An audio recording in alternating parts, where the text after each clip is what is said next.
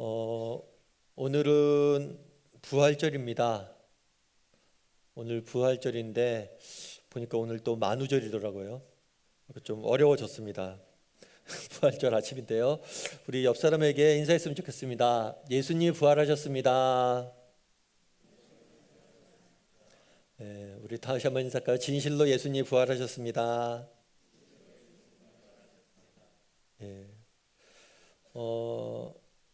이왕 인사한 김에 우리 그리스어로, 초대교회 성도들은 그리스어를 사용했는데 그리스어로 부활 인사를 한번 나눠봤으면 좋겠습니다.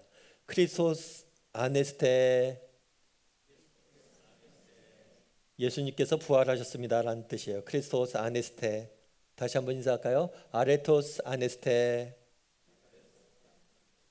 진실로 부활하셨습니다 라는 의미입니다. 초대교회 성도들은 부활절이 되면 아침마다 예수님께서 부활하셨습니다 라고 인사를 하면 답한 사람이 진실로 부활하셨습니다 라고 답했습니다. 그러면서 초대교회 때부터 기독교는 계속해서 부활절을 기억해 왔습니다.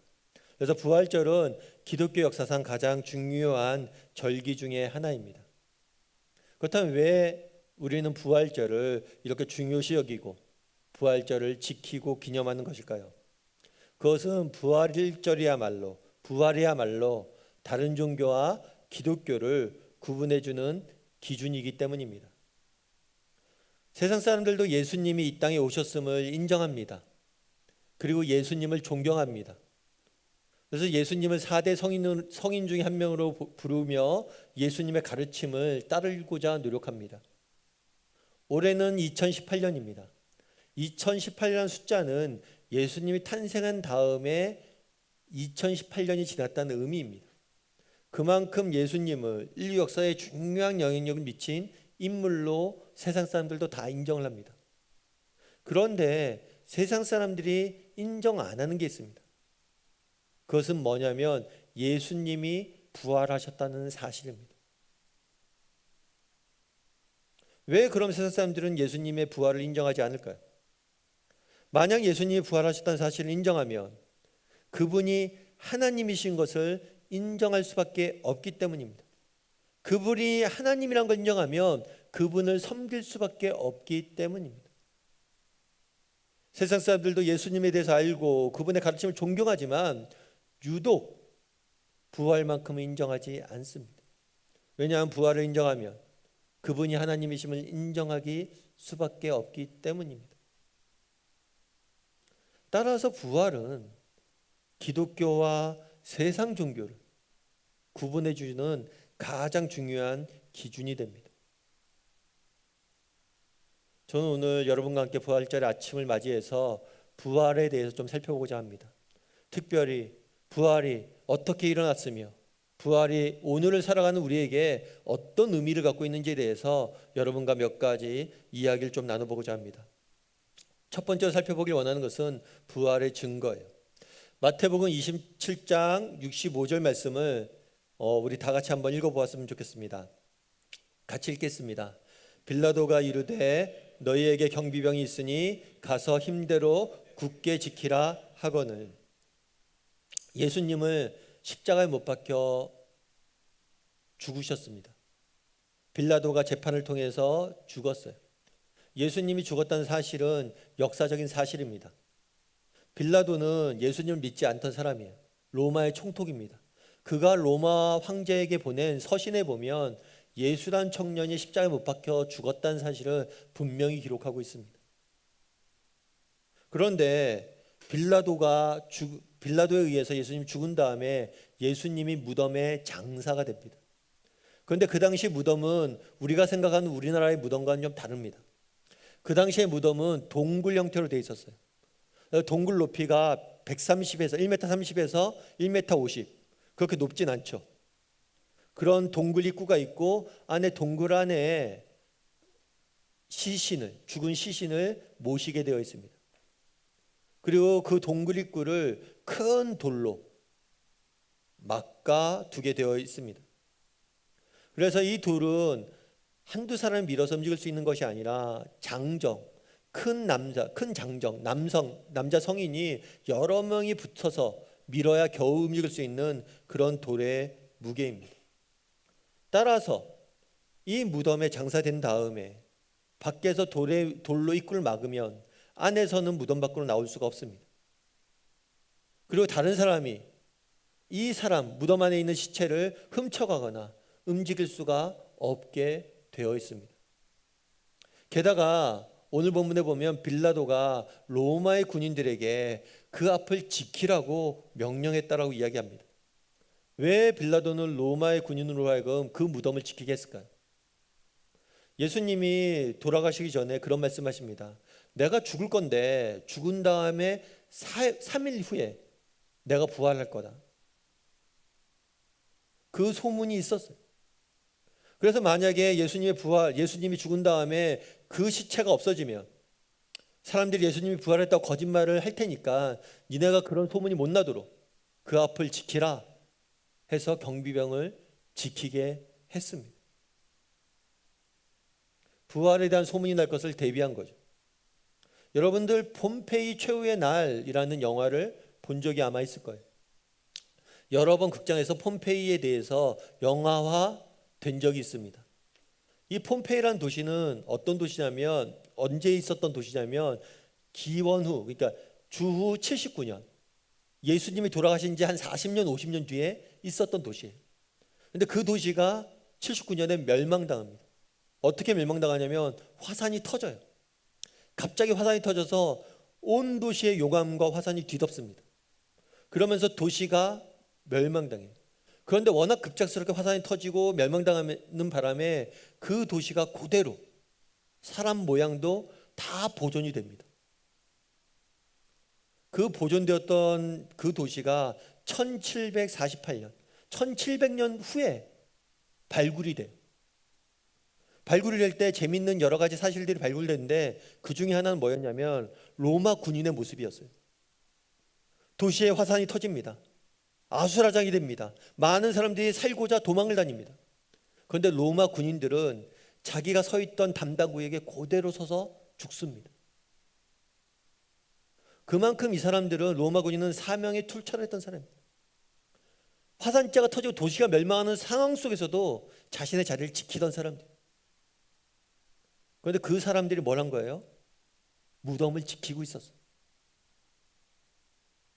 그 군인들이 지키는 무덤에서 무언가를 훔쳐낸다는 것, 그 무덤 안에 있던 누군가가 빠져나온다는 것, 그것은 불가능한 일입니다.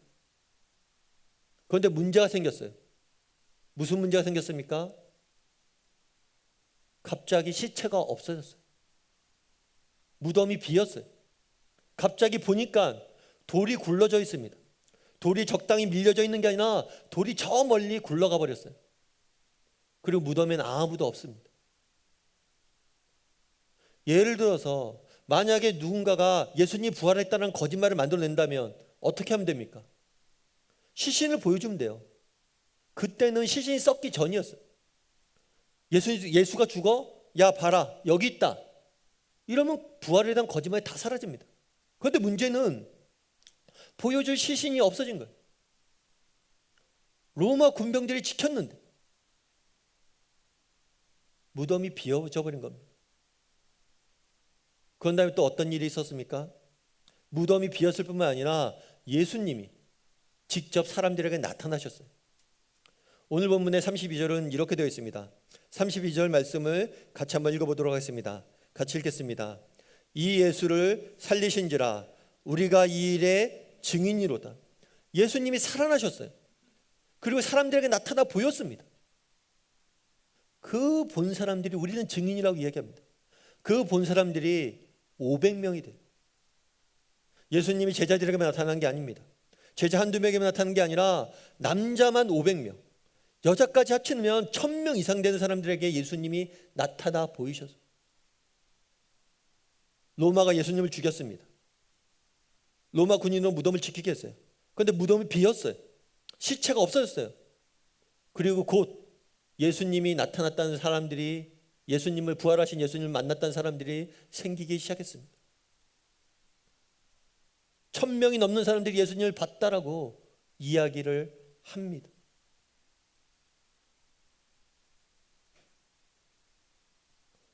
많은 사람들이 예수님이 부활하셨다는 건 기독교인들이 제자들이 꾸며낸 이야기라고 이야기합니다. 여러분, 거짓말을 여러분 해보셨습니까? 거짓말하기가 쉽습니까? 어렵습니까? 거짓말하기 쉽지가 않죠. 저도 저희 아이들한테 장난삼아 거짓말할 때가 있습니다. 그럼 애들이 거짓말인지 대부분 다 알아요. 제가 거짓말에 재주가 없어서 그럴까요? 요즘 우리 사회가 미투다 여러 가지 문제들이 있습니다. 그걸 보면 거짓말, 비밀은 없다는 게 금방 들통나요. 모든 게 금방 들통납니다. 500명의 사람들이, 1000명의 사람들이 거짓말을 만들 수 있을까요? 게다가 그냥 농담 삼아서 거짓말 만든 게 아니에요. 그 당시엔 예수 부활을 한다면 로마 군인이 그를 감옥에 가두고 그를 죽였어요. 생명의 위협 앞에서 거짓말을 만들어낼 수가 없어요. 500명에 되는 사람들, 특별히 이 사람들이 어떤 사람들이었습니까? 예수님의 제자들은 특징이 있었어요. 그건 뭐냐면 겁쟁이들이었어요. 예수님이 십자가에 달리시기 전날 밤, 나는 절대 예수님 버리지 않겠습니다라고 제자들은 다짐을 했습니다. 그런데 실제로 예수님이 잡히던 날 제자들은 다 도망갔어요. 이들은 겁쟁이였어요. 그래서 자기가 모시는 스승인데 내가 스승님과 죽겠습니다 라고 목숨 걸었던 사람 한 명도 없어요. 그런데 그들이 거짓말을 만들어낼 수 있겠습니까? 게다가 이 사람들은 의심이 많은 사람이었어요. 부활하신 예수님이 나타났습니다. 예수님을 만났어요. 그러자 내 눈을 못 믿겠다. 내가 만지고 직접 보지 않으면 못 믿겠다. 도마는 이야기합니다. 이들은 겁쟁이에다 의심이 많은 사람이에요. 자기도 믿지 않는 사실을 거짓말을 만들어낼 수는 없습니다. 그렇다면 그들이 왜 한결같이 예수님을 만났다고 500명의 사람들이 왜 똑같이 입을 열어 예수님을 만났다고 이야기합니까? 그 겁쟁이들이, 그 의심 많던 사람들이 그 생명의 위협에서도 어떻게 예수님을 만났다고 이야기합니까? 그것은 실제로 예수님이 살아나셨기 때문에, 실제로 예수님을 만났기 때문입니다. 훗날 그런 일이 있었어요. 훗날 베드로라는 제자가 있었어요. 이 제자는 예수님을 십자가에 달리시던 날 예수님을 3번 부인하고 도망간 사람이에요. 겁쟁이 중에 겁쟁이였어요. 그런데 그가 훗날 감옥에 갇혀도 예수 부활의 소식을 전합니다. 정말 훗날 죽을 운명에 처해서도 예수 부활의 사건을 가감없이 전합니다. 그리고 마지막 날 십자가에 매달려 죽게 됩니다. 그때 그런 이야기를 해요. 내가 예수님이 매달린 십자가에 똑같이 매달릴 수가 없다. 나는 십자가에 거꾸로 매달아달라. 그래서 뒤집힌 십자가 모형은 베드로의 십자가를 상징합니다. 그 겁쟁이가 어떻게 이렇게 변화되었냐는 거예요. 그가 변화될 수 있는 이유는 한 가지입니다. 부활하신 예수님을 만났기 때문입니다. 그날의 무덤이 비었습니다. 그날에 부활을 목격한 수많은 목격자들이 나타났습니다. 그들을 한결같이 이야기합니다. 내가 부활한 예수님을 만났다. 이 외에도 부활에 대한 증거는 많습니다.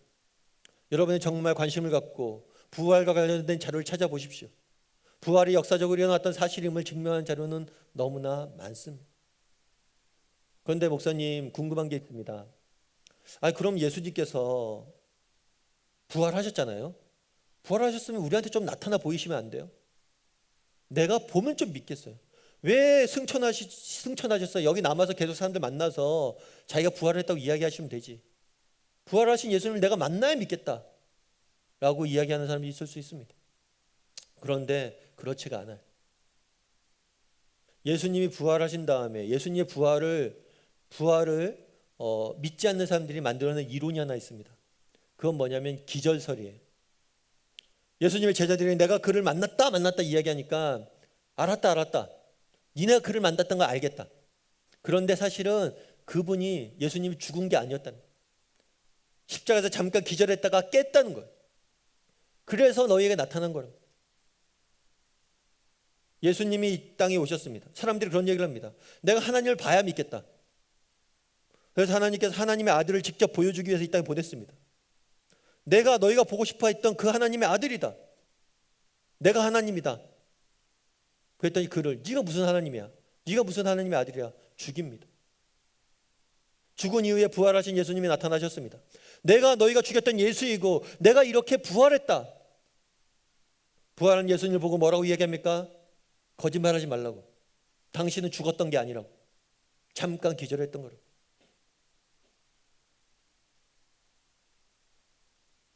증거가 부족해서 믿지 않는 게 아닙니다. 믿기 싫어서 안 믿는 거예요. 왜 세상 사람들은 부활을 믿지 않습니까? 증거의 부족이 아닙니다. 믿지 않으려 하기 때문에 증거를 못 보는 거예요. 바라기는 우리 다음의 식구들이 정말 부활이 역사적 사실이라는 확신을 가졌으면 좋겠습니다. 여러분은 부활이 역사적 사실임을 믿습니까? 예수님께서 역사적으로 정말 실제로 부활하셨음을 믿습니까? 그런데 우리가 여기서 한 가지 물어볼 게 있어요. 그건 뭐냐면 부활의 증거 중에서 무덤이 비었다는 사실도 중요한 증거입니다. 그리고 수많은 증인이 있었다는 것도 중요한 증거입니다. 그리고 또 한 가지 중요한 증거는 뭐냐면 변화예요. 앞서 말씀드린 것처럼 예수님을 만난 사람들은, 부활한 예수님을 만났던 사람들은 한결같이 변화됐습니다. 겁쟁이가 용기 있는 사람이 됐습니다. 회의주의자가 확신주의자로 변했습니다. 그건 반대로 이야기하면 우리가 예수님의 부활을 믿습니까? 그렇다면 우리 안에도 변화가 일어나고 있습니까?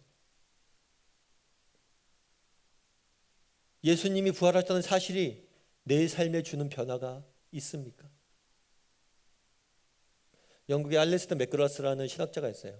이분이 쓴 책 중에서 내가 정말 몰랐던 예수 십자가라는 책이 있습니다. 그 책에는 어떤 사람과의 대화 이야기가 좀 적혀 있는데, 이게 어떤 대화냐면 2차 세계대전 당시에 포로 수용소에, 나치의 포로 수용소에 잡혀있던 사람과의 대화가 실려 있어요. 당시 나치 포로 수용소의 상황은 그렇답니다. 두 가지 길밖에 없어요. 오늘 가스실로 붙잡혀가서 죽느냐, 아니면 오늘 생명을 유지했다가 내일 죽느냐. 죽음 위에는 길이 없습니다. 오늘 죽느냐 내일 죽느냐면 차이가 있어요. 그런 상황 속에서 희망이라는 게 있을까요? 그런 상황 속에서 기쁨이라는 게 있을까요? 그런 상황은 고통과 절망밖에 없어요. 그런데 어느 날 그 포로 수용소에 소식이 하나 전해집니다. 어떤 소식이냐면 연합군이 노르망디 상륙작전에 성공했다는 소식이 전해졌대요. 그러자 포로 수용소의 분위기가 완전히 바뀌었다고 합니다. 물론 상황은 여전히 똑같습니다. 오늘도 독일군들이 사람들을 불러서 가스실로 집어넣고 있습니다. 여전히 독일 군병들이 우리의 목을 조이고 있습니다. 그럼에도 불구하고 그 포로 수용소에는 기쁨과 희망이 넘친 사람들이 차고 넘쳤대요. 그 소식 하나 때문에. 아무리 절망스러운 상황 속에서도 절망하지 않는다. 여러분, 그럼 우리는 어떻다는 거예요? 우리가 정말 부활을 믿는다라면, 예수님이 정말 부활하셨다는 사실을 믿는다면, 그것이 우리의 삶 가운데, 내 마음 가운데 어떤 변화를 가져왔냐는 거예요. 오늘 이 시대가 묻습니다. 정말 예수가 부활했느냐? 증거를 달라 이야기합니다. 그날의 제자들은 내가 증인이고 내 변화된 모습이 그걸 증거한다 말합니다.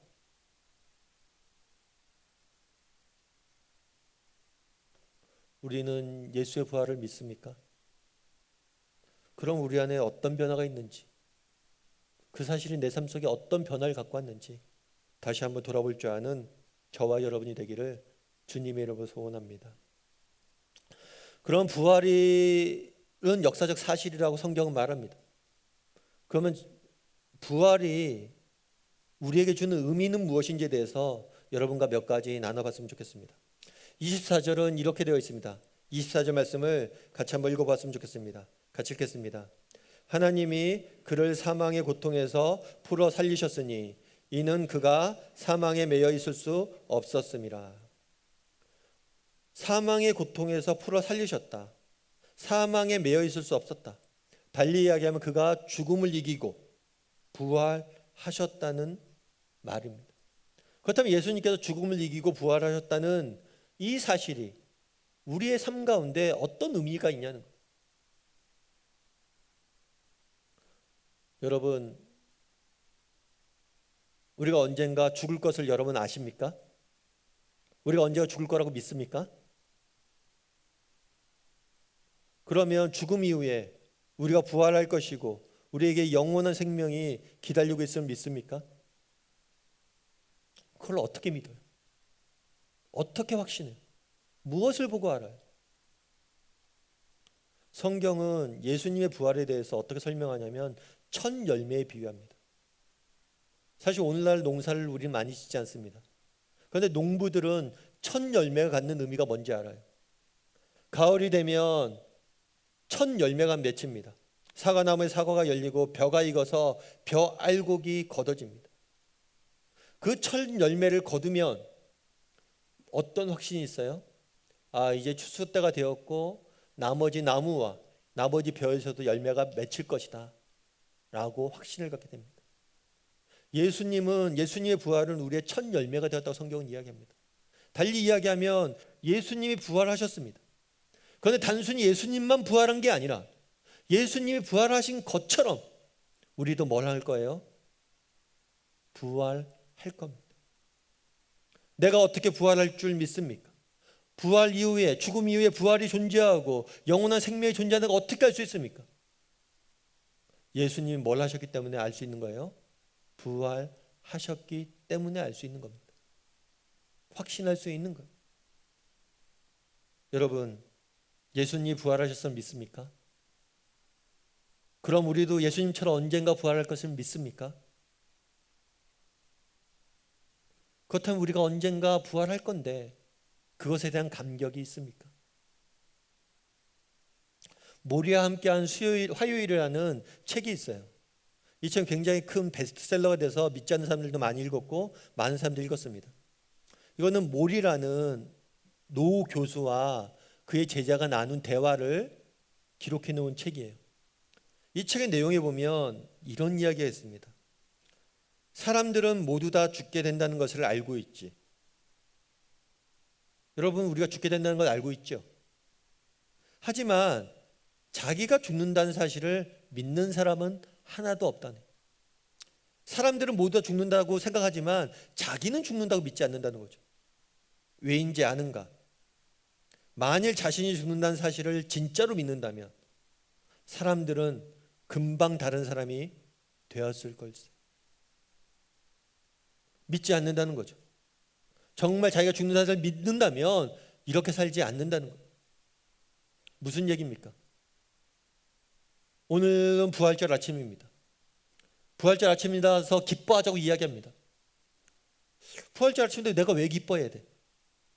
뭐가 기뻐? 왜 우리가 기뻐해야 됩니까? 예수님이 부활하신 것처럼 우리도 뭐 할 거기 때문에 부활할 거기 때문에 기뻐하자는 거예요. 달리 이야기하면 왜 우리에게 부활에 대한 감격이 사라집니까? 죽을 수밖에 없는 운명이 얼마나 비참한 것인지 몰라서 그래요. 죽음 앞에 안 서봐서 그래요. 필립 얌시라는 목사님이 계십니다. 이분이 책에서 그런 얘기를 썼어요. 어느 해에 그 해에만 이상하게 친구가 3명이 목숨을 잃었대요. 우리도 느끼지만 부모님들의 장례와 친구의 장례는 다릅니다. 친구의 장례를 치르면서 정말 죽음이 내 앞에 가까이 다가왔다는 걸 느꼈대요. 그러니까 죽음 이후에 부활의 날을 기다린다는 사실이 새롭게 다가왔대요. 그게 얼마나 큰 복인지 그때 깨달았대요.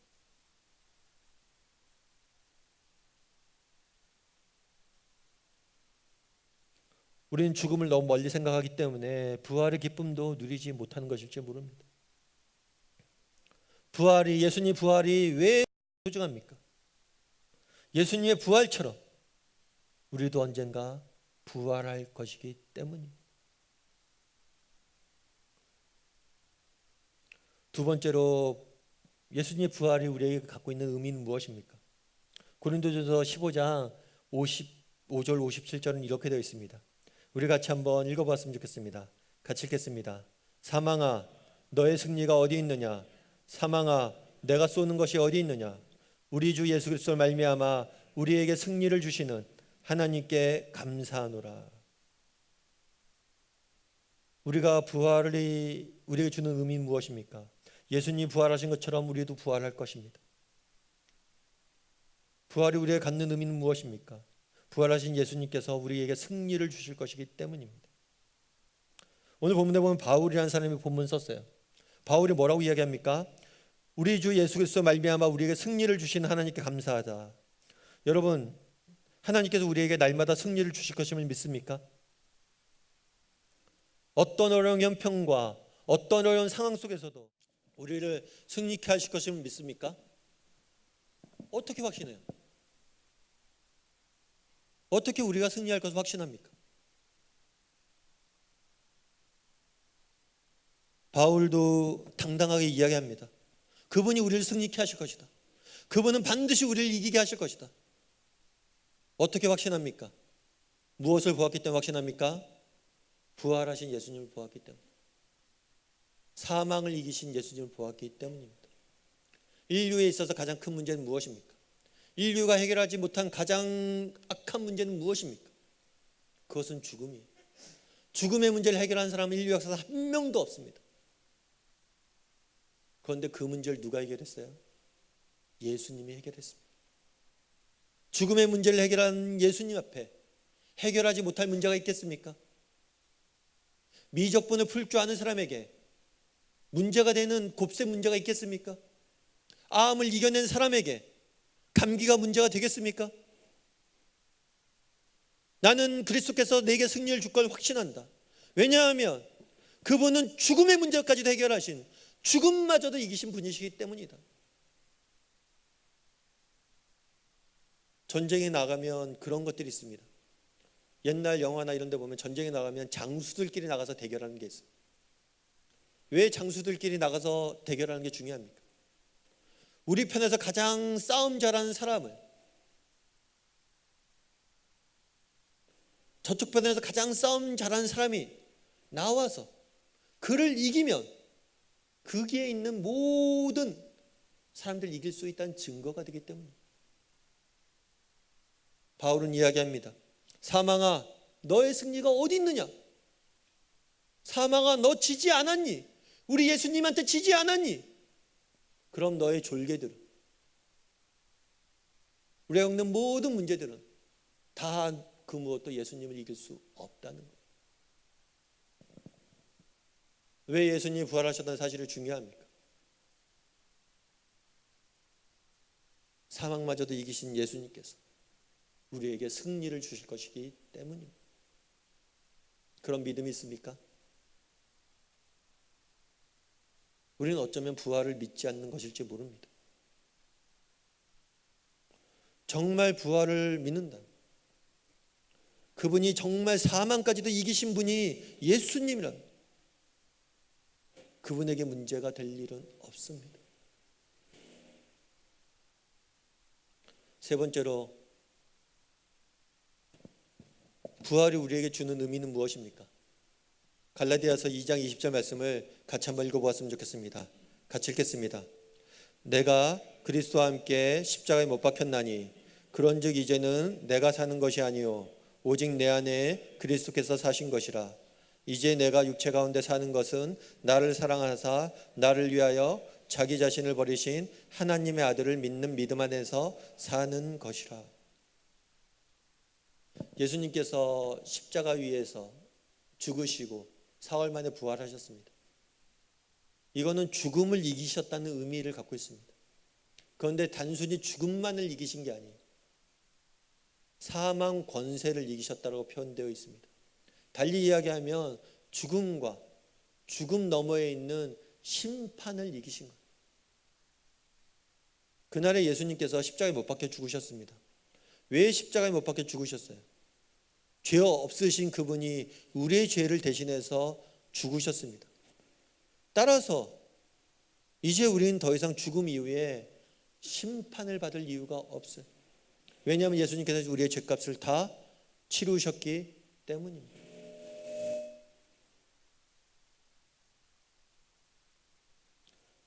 그래서 우리는 더 이상 심판을 받지 않아도 되고 죄책을 받지 않아도 됩니다. 뿐만 아니라 그분은 부활하셨어요. 인간은 죄인입니다. 죄인인 인간이 하나님과 함께 할 수 없어요. 마치 빛과 어둠이 같이 함께 할 수 없는 것처럼 죄인인 인간이 하나님과 함께 할 수 없어요. 하지만 그리스도의 십자가의 죽으심으로 인해서 우리의 죄값이 다 치러지고 이제 우리는 예수님이 주는 의의 옷을 입게 되었습니다. 그래서 이제 우리는 예수님과 하나님과 함께 할 수 있습니다. 부활하신 예수님이 부활하셨다는 것이 왜 중요합니까? 그분이 다시 살아났다는 게 왜 중요합니까? 그분이 다시 살아났던 것처럼 우리도 언젠가 다시 살아날 것이기 때문에 중요합니다. 그분이 다시 살아났다는 것이 왜 중요합니까? 우리 인생의 가장 악한 문제, 우리 인생의 가장 원수인 문제, 우리 인생의 가장 큰 문제를 그분이 해결하셨고 이후에 모든 문제를 해결해 주실 것이고 그분을 대적할 것이 없다는 것을 보여주셨기 때문입니다. 그분이 부활하셨다는 사실이 왜 중요합니까? 부활하신 주님이 이제 내 안에 들어와서 나와 함께 거하기 때문입니다. 바울은 뭐라고 이야기합니까? 이제 내가 사는 것은 내가 아니라고 이야기합니다. 그리스도께서 내 안에 살고 내가 그리스도 안에 산다는 것. 그것이 우리 부활이 우리에게 주는 의미입니다. 바라기는 우리 다음의 식구들이 부활이 갖는 이 의미에 대해서 다시 한번 돌아봤으면 좋겠습니다. 여러분, 예수님께서 부활하신 것처럼 우리도 부활할 것을 믿습니까? 예수님께서 사망도 이기신 그분께서 우리에게 승리를 주실 것임을 믿습니까? 끝내 우리는 승리할 것을 믿습니까? 그리고 그 부활하신 예수님께서 오늘 나와 함께 사실 것을 믿습니까? 이 사실을 믿으시기 바랍니다. 타이타닉이라고 여러분들 아마 영화를 보셨을 거예요. 그리고 이 영화는 실제로 일어났던 사건들을 영화한 겁니다. 타이타닉이라고 인류 역사상 가장 유명한 여객선일 거예요. 그 당시에 가장 뛰어난 과학기술로 가장 큰 배를 만들었어요. 그리고 너무 호화롭고 너무 배가 멋있어서 사람들의 칭송을 받았습니다. 이 배는 정말 안전하고 정말 멋지고 정말 우리의 항해를 아름답게 빛내줄 거라고 사람들이 칭찬했습니다. 그런데 안타깝게도 이 배가 처음 항해를 떠났을 때 그때 배가 침몰하게 됩니다. 첫 항해가 마지막 항해가 되었습니다. 그리고 이 배에 탔던 사람들이 2,200명인데 그 중에서 1,500명이 되는 사람들이 죽음을 맞이하게 되었습니다. 안타까운 사건이었죠. 그런데 이 사건이 있었을 때 재미있는 의미 있는 사실 하나가 나중에 발견됩니다. 그게 뭐냐면 사망자예요. 여러분, 배가 침몰한다고 생각해 보십시오. 어떤 사람이 가장 살아날 확률이 클까요? 건강하고 빠른 사람들, 똑똑한 사람들이 살아날 확률이 큽니다. 그런데 사망률, 생존율을 조사해 봤어요. 생존율을 조사해 봤는데 어린이의 경우에는 51%가 생존했습니다. 그 배에 탔던 아이들 중에서는 반 이상이 생존을 했어요. 여성 같은 경우에는 74%가 생존했습니다. 4명 중에 3명은 살고 4명 중에 1명이 죽었어요. 그런데 그러면 남자들, 어린이가 반 정도 살았고 여성이 4분의 3 정도 살았으면 남자는 얼마를 살았을까요? 남성들은 20%가 생존했습니다. 그 20%도 나이 들고 연로하신 분들이었어요. 건장한 남자들은 다 죽었습니다. 왜 건장한 남자들이 다 죽었을까요? 이유를 조사해 보니까 그랬다고 그러더라고요. 배가 침몰했을 때 함장이 그런 얘기를 했대요. 함장이 계속해서 외친 말이 있대요. 그건 뭐였냐면 Be British, 영국인임을 기억하십시오. 그리고 영국인다워 주십시오. 영국 신사답게 행동하십시오. 그걸 계속 외쳤대요. 그러자 거기에 있던 남자들이 아이와 여성과 노약자들 먼저 다 태우고 살린 다음에 그들은 다 수장됐다고 합니다. 결정적으로 차이를 만들어낸 건 뭐예요? 자기가 누구인지를 기억하는 거예요. 우리도 마찬가지입니다. 우리도 기억할 수 있어야 돼요. 무엇을 기억합니까? 지난 주간 우리는 그리스도의 사랑에 대해서, 십자가의 고난에 대해서 묵상했습니다. 우리가 어떤 사랑을 받은 사람들인지 기억해야 됩니다. 그리고 또 무엇을 기억해야 됩니까? 우리는 부활의 증인임을 기억해야 돼요. 우리는 예수 그리스도가 부활하신 것처럼 언젠가 부활할 사람들이고, 예수 그리스도가 부활하신 것처럼 그분이 날마다 우리에게 승리를 주실 것이고, 그분이 나와 함께 할 것이다. 이걸 기억해야 됩니다. 그걸 기억할 수 있었을 때 정말 우리의 삶에 차이가 만들어지고, 우리의 삶의 어떤 상황 속에서도 다른 삶을 살게 되는 저와 여러분이 될 것임을 믿습니다. 부활 아침, 정말 부활이 갖는 의미를 정말 날마다 기억할 줄 아는 저와 여러분이 되기를 주님의 이름으로 소원합니다.